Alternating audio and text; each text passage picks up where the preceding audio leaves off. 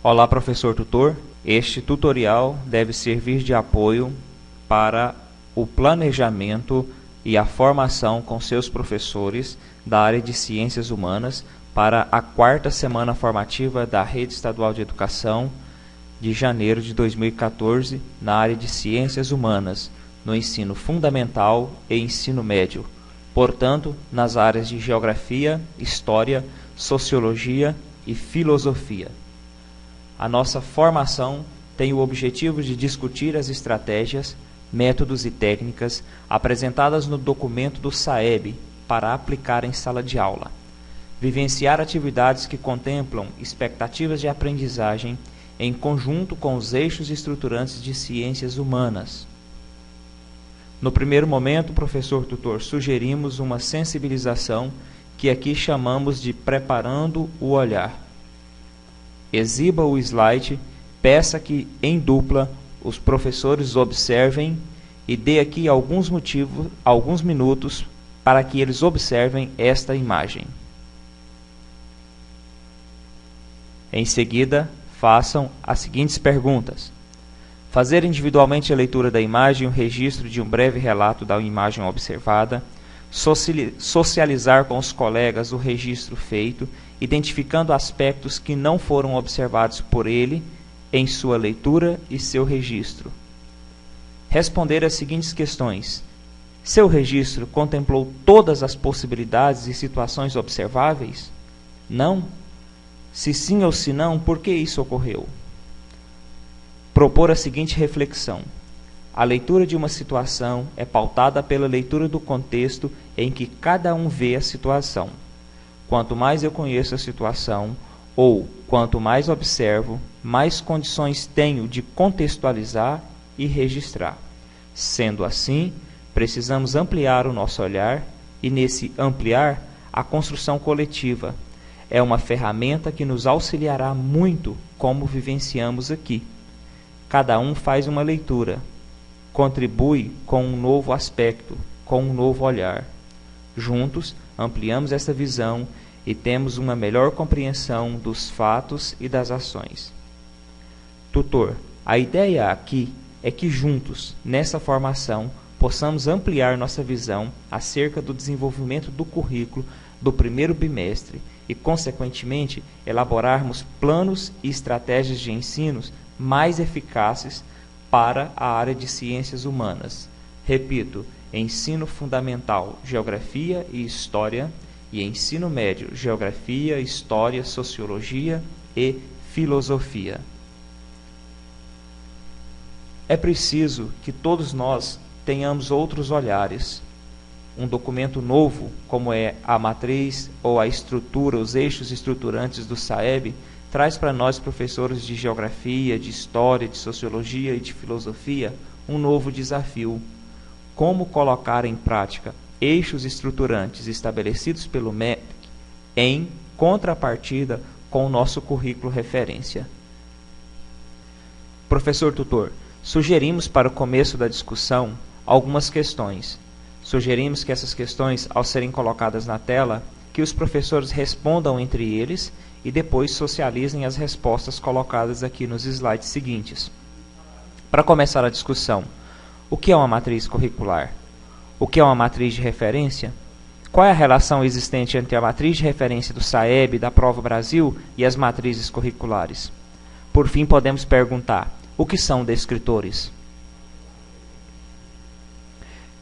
É preciso que a gente entenda a diferença entre elas. Portanto, matriz curricular podemos definir como sendo aquela que direciona o currículo de uma instituição de ensino, leva em conta as concepções de ensino e aprendizagem da área e apresenta claramente objetivos, conteúdos, metodologias e processos de avaliação. O currículo de uma disciplina ele está dentro do projeto pedagógico de uma escola, de uma instituição de ensino. Por fim, nós vamos ter a matriz de referência. A matriz de referência é um documento que dispõe sobre tópicos, sobre temas, às vezes sobre descritores, que são definidos para elaborar as avaliações externas, tais como a Provinha Brasil, a Prova Brasil, o Enem, todas as outras avaliações externas. As matrizes de referência são um documento onde estão descritas as orientações para a elaboração dos itens dos testes do SAEB, o Sistema de Avaliação da Educação Básica. Por fim, podemos responder: o que são descritores? Quero lembrar aqui, professor, que a área de Ciências Humanas ainda não possui descritores estabelecidos pelo MEC. Entretanto, é importante que a gente saiba a definição do que é um descritor. O descritor nada mais é do que o detalhamento de uma habilidade cognitiva, em alguns termos e grau de complexidade, que está sempre associada a um conteúdo e que o estudante deve dominar este conteúdo e essas habilidades na etapa de ensino que ele estiver cursando. Aqui colocamos um exemplo de descritor e o exemplo de uma expectativa de aprendizagem para ficar clara a diferença entre um e outro. Nesse fato aqui, nesse slide, colocamos um exemplo do descritor número 4 de língua portuguesa, que diz: inferir uma informação implícita em um texto.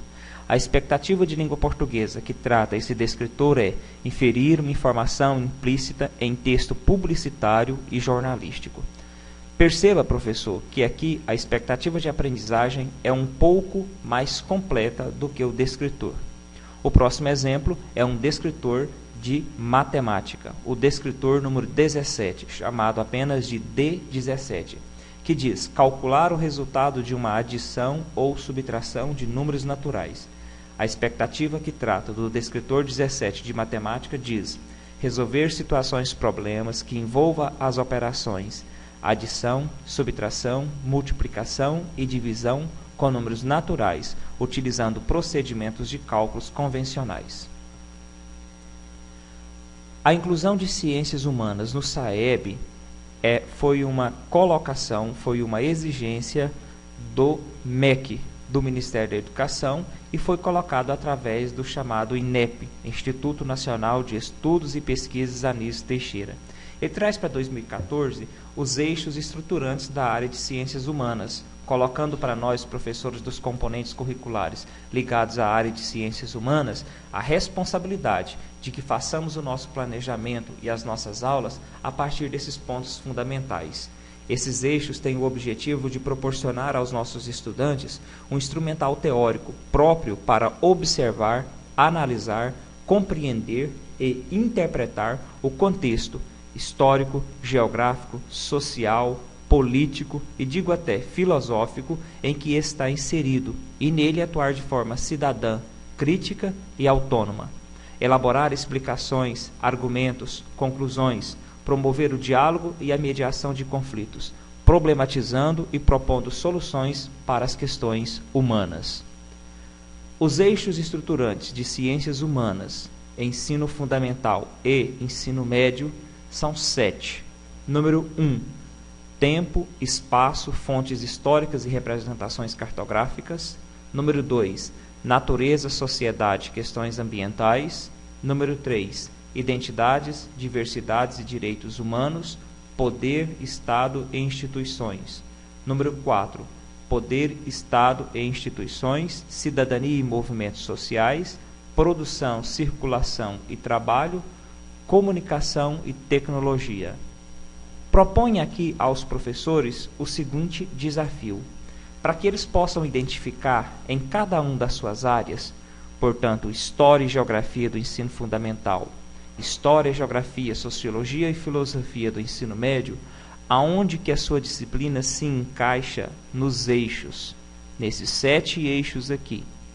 Espera-se que aqui eles marquem que a sua disciplina se complementa nos 7 eixos temáticos, pois é assim que pensamos. A seguir, professor, colocamos aqui um resumo de todos os 7 eixos estruturantes. Repetindo então o eixo 1, tempo, espaço, fontes históricas e representações cartográficas. Eixo 2, natureza, sociedade, questões ambientais. Eixo 3, identidade, diversidade e direitos humanos. Eixo 4, poder, Estado e instituições. Eixo número 5, cidadania e movimentos sociais. Eixo número 6, produção, circulação e trabalho. Eixo número 7, comunicação e tecnologia. Além dos 7 eixos estruturantes do ensino fundamental, o MEC coloca para nós a necessidade de que os nossos alunos compreendam e canalizem, entendam e que tenham as habilidades comuns que aqui chama-se operações cognitivas. As operações cognitivas principais são 3: reconhecer, compreender e aplicar. Faço aqui uma outra análise. Voltando na matriz de referência para o Enem traz 5 propostas fundamentais para o aluno que termina a educação básica. O Enem diz que ele precisa dominar linguagens, compreender fenômenos, enfrentar situações problemas, construir argumentação e elaborar propostas. Vejam que as operações cognitivas propostas aqui para os eixos estruturantes da área de ciências humanas não fogem da matriz de referência para o Enem. Vejamos, as operações cognitivas estabelecidas pelos eixos estruturantes da área de ciências humanas, reconhecer, compreender e aplicar, deve passar pelos 7 eixos. Portanto, o aluno que termina o ensino médio, que passou pela educação básica, portanto, ao compreender os 7 eixos, deve reconhecer conceitos, ideias ou fenômenos e ou sistemas, compreender conceitos, ideias, fenômenos e ou sistemas e aplicar os conceitos, as ideias e os sistemas. Aqui colocamos uma matriz de habilidade. Essa matriz de habilidade é a básica para o aluno que termina a educação básica, que é dominar linguagens, compreender fenômenos, diagnosticar situações, construir argumentos e elaborar propostas. Lembrando que essas habilidades são específicas para o aluno que termina a educação básica e que deve ter clara a ideia, que deve ter isso claro, que deve compreender e dominar essas habilidades para passar num processo seletivo em larga escala. O currículo de ciências humanas, ele compreende conhecimentos produzidos por vários campos da pesquisa, entre eles a antropologia, a economia, a filosofia, a geografia, a história, a política, a psicologia e a sociologia. Na educação básica, nós temos, no ensino fundamental, geografia e história. No ensino médio, nós temos geografia, história, filosofia e sociologia. Para compreender o currículo de referência, é preciso conhecer a concepção de área das ciências humanas, compreender os objetos de estudo de história, geografia, sociologia e filosofia. Precisamos também saber qual é o objeto de ensino de ciências humanas, qual é o objetivo do ensino de ciências humanas. Por fim, como devo ensinar, como ensino ciências humanas?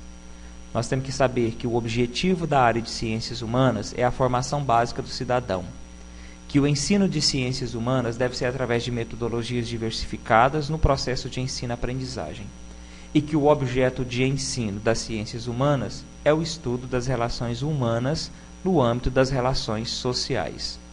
O currículo de referência de ciências humanas está organizado sempre em série.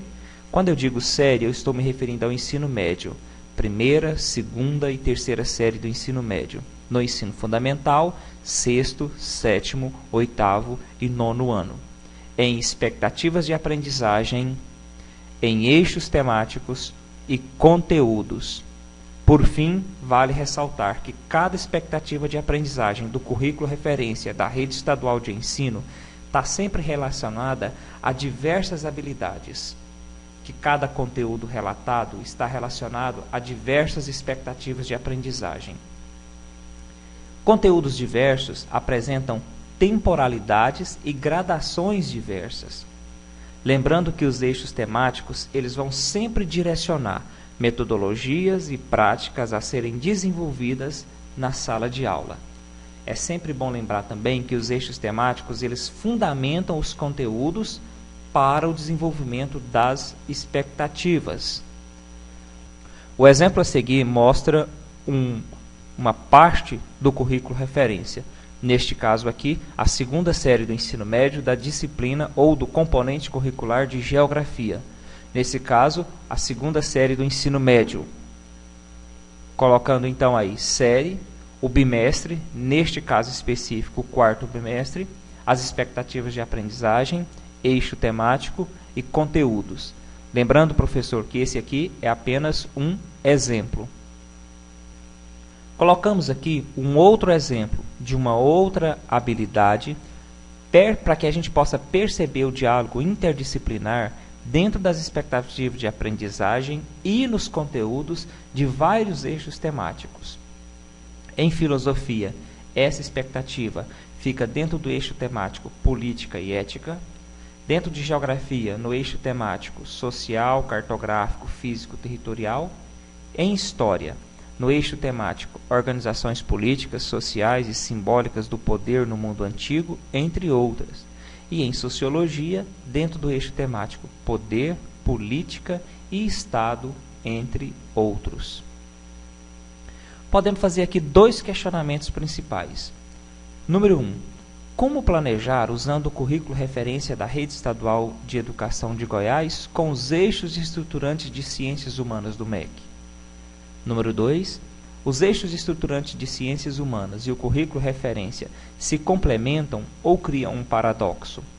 É importante lembrar, professor, que os eixos estruturantes, os 7 eixos, eles contemplam e estão bem casados, estão bem ligados com o currículo referência da Rede Estadual de Ensino. Bom, Ciências Humanas no SAEB. Um pouco de história sobre o SAEB, o Sistema de Avaliação da Educação Básica. Para que serve? Para produzir subsídios para a definição de ações voltadas para a correção das distorções identificadas e o aperfeiçoamento das práticas e dos resultados apresentados pelas escolas e pelo sistema de ensino. Também serve para a correção das distorções e debilidades identificadas e dirigir o seu apoio técnico e financeiro para o desenvolvimento e a redução das desigualdades que ainda existem no sistema educacional brasileiro. O SAEB aplica 2 tipos de instrumentos de coleta de dados: os chamados testes cognitivos, que são testes de língua portuguesa e de matemática, que é apresentado aos alunos do 5º e do 9º ano do ensino fundamental e da 3ª série do ensino médio, e também questionários contextuais aplicados a alunos, professores e diretores, que levantam informações sobre o padrão de vida dos alunos, de suas famílias, dos professores, sobre as condições das escolas, características e aspectos da vida escolar e social, que podem interferir no desempenho acadêmico do aluno. São os chamados questionários socioeconômicos.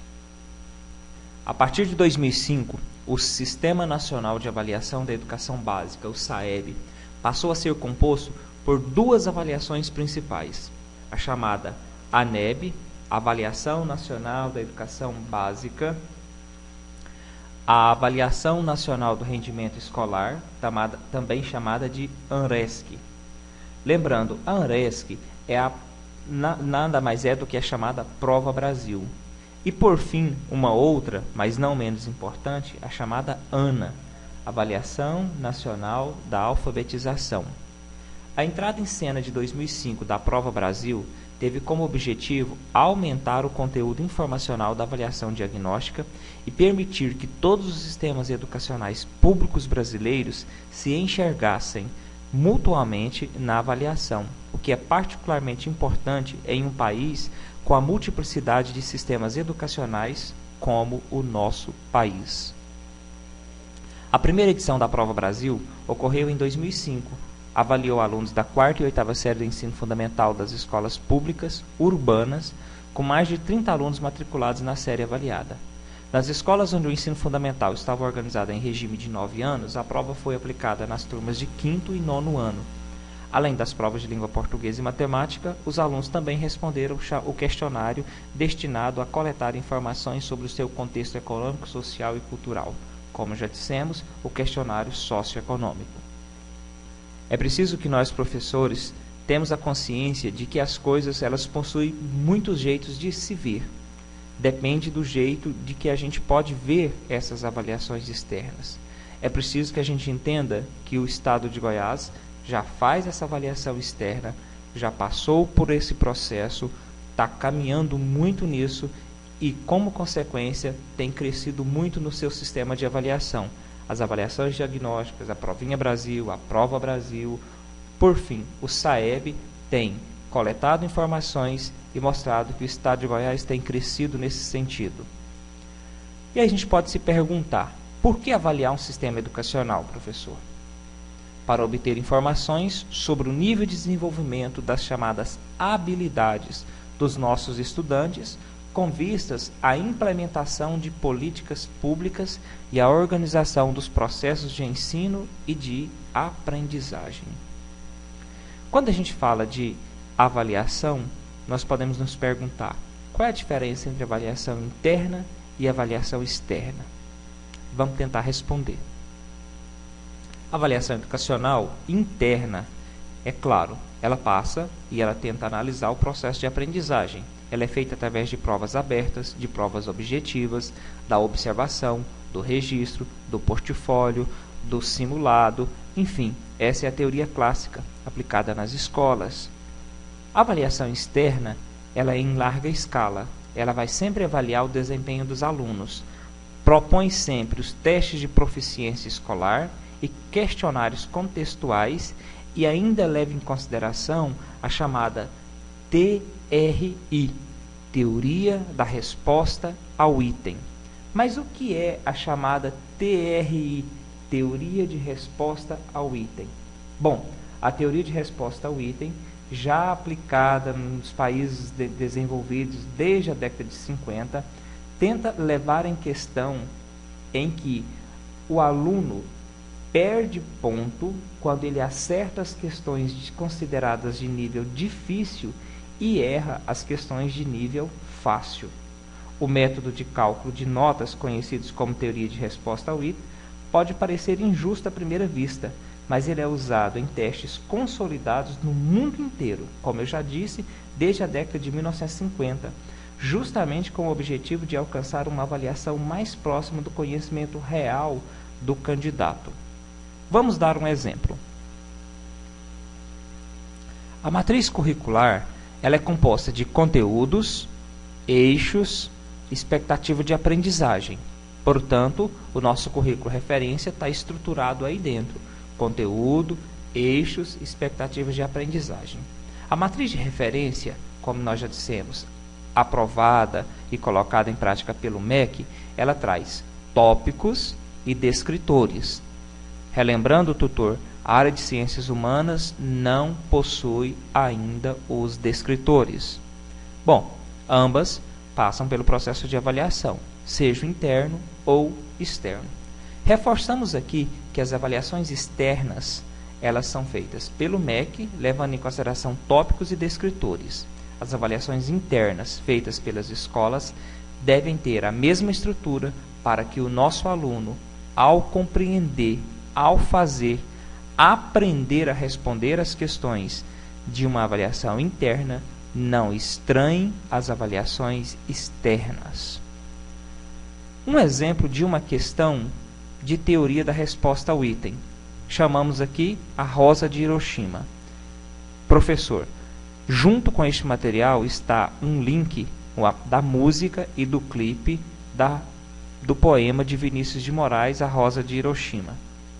Sugerimos que você toque a música para os professores, em seguida peça que eles observem a letra e aqui a questão.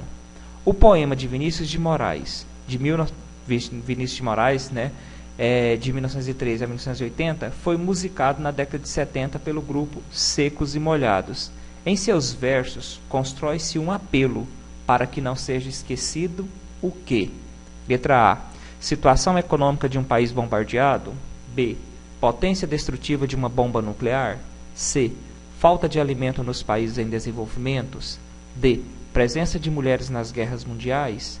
E. Necessidade de um mundo repleto de rosa. Professor, observe a estrutura da questão.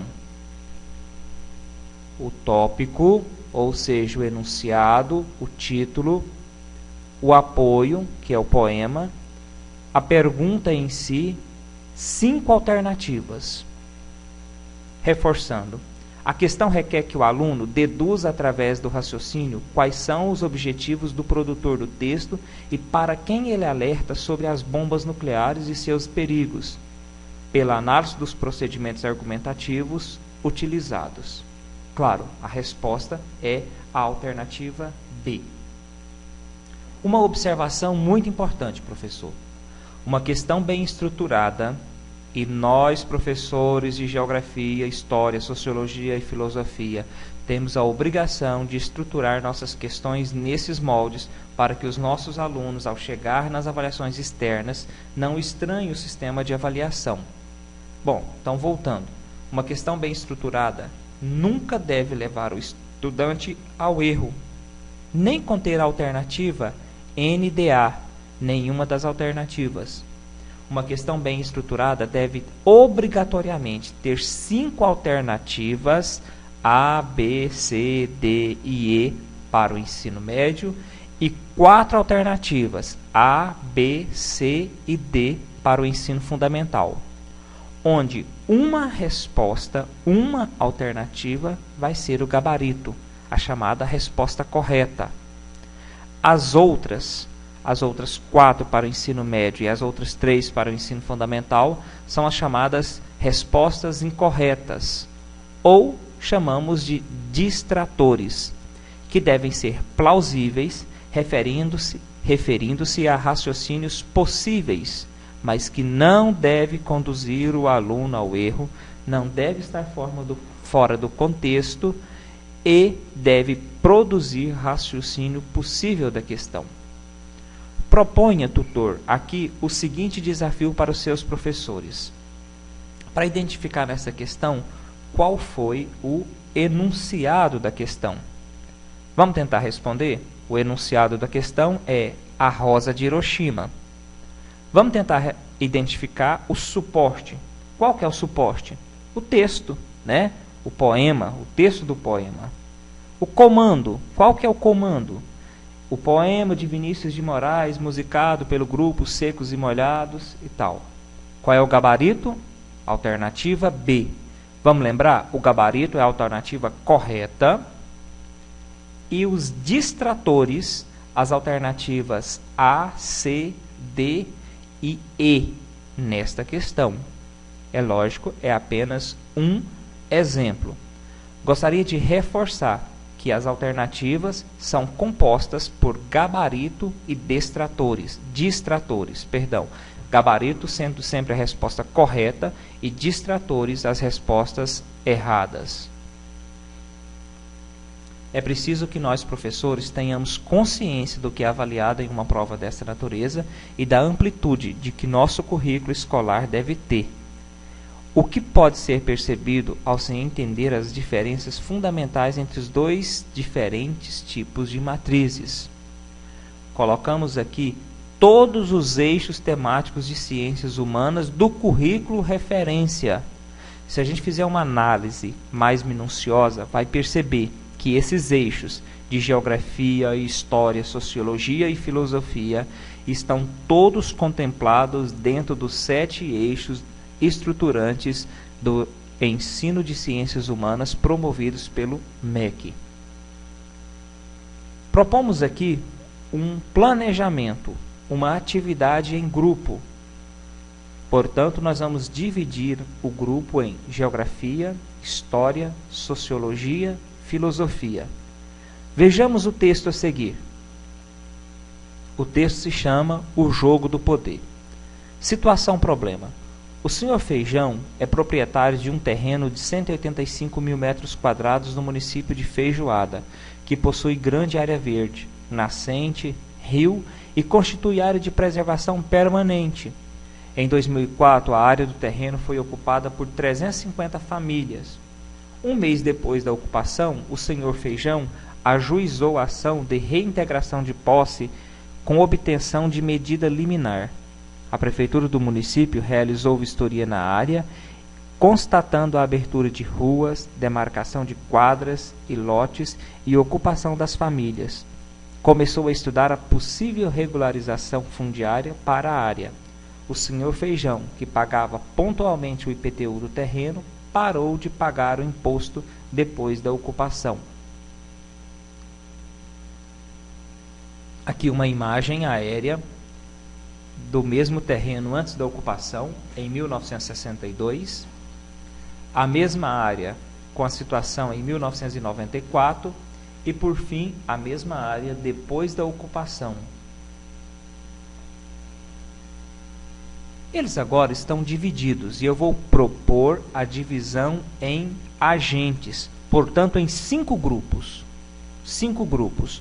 Um grupo, repetindo, 5 grupos em partes iguais. Divida o que você tem aí. Quantas pessoas você tiver, você vai dividir, professor tutor, em partes iguais. Um grupo vai representar o secretário de habitação, o outro o secretário de assuntos jurídicos, o outro vai representar o movimento de moradia, o outro grupo o proprietário do terreno e o outro grupo o promotor de justiça do Ministério Público. Em grupos, agora não em geografia, história, sociologia e filosofia, mas em grupos sociais, lembrando os 5 grupos sociais aqui propostos. Eles vão discutir o papel de cada um no grupo, construir argumentos, defender sua posição, seu ponto de vista, identificar pelo menos um conteúdo para cada área do conhecimento, estabelecer 30 minutos para que esses grupos promovam a discussão, depois cada grupo em plenário, tendo 5 minutos, apresentar o resultado da sua discussão. Pelo menos 2 perguntas são importantes na hora da apresentação. A primeira, as imagens falam por elas mesmas ou elas precisam de outros elementos, como o texto que nós apresentamos. Número 2, em que aspecto podemos usar um texto em outras áreas? Quais? Como podemos usar esse texto? Algumas questões para reflexão apresentamos aqui. Como foi representar o papel do ator social? Quais os conflitos foram observados? O que se eles tendenciaram a posicionar a favor ou contra algum personagem? O que o jogo transmitiu? Por fim, a pergunta mais importante: estabeleça a relação de expectativa de aprendizagem do currículo referência da Rede Estadual de Ensino com áreas do conhecimento de ciências humanas, geografia, história, filosofia, sociologia. Respondendo a essas perguntas, nós vamos ter, então, uma atividade que envolveu as 4 áreas de ciências humanas. Ao terminar, apresentamos aqui, professor, uma nova atividade, que chamamos de atividade 2. Exiba o filme A Coroa do Imperador. Este filme está no anexo, junto a este documento. Ele tem 8 minutos. Ao exibir o filme, propõe a reflexão, respondendo a 8 perguntas que se segue. Por fim, professor, fizemos aqui um pequeno levantamento de quantas aulas nós vamos ter no primeiro semestre, incluindo aí o primeiro bimestre, janeiro, fevereiro e março, e o segundo bimestre, abril, maio e junho. Contemplando então 43 aulas de geografia, 43 aulas de história, 21 de sociologia e 21 de filosofia, em média. Faça a seguinte proposta. Com auxílio do currículo referência da Rede Estadual de Ensino, vamos organizar o planejamento do primeiro semestre de 2014. Em cada área do conhecimento, estabeleça as expectativas de aprendizagem a serem abordadas no semestre, dividida nos 2 bimestres. Faça sugestão de estratégias de ensino e metodologia que conduza os estudantes à aprendizagem correta para cada conjunto de expectativa de aprendizagem. Professor tutor, Desejamos a todos vocês um bom planejamento e um bom trabalho.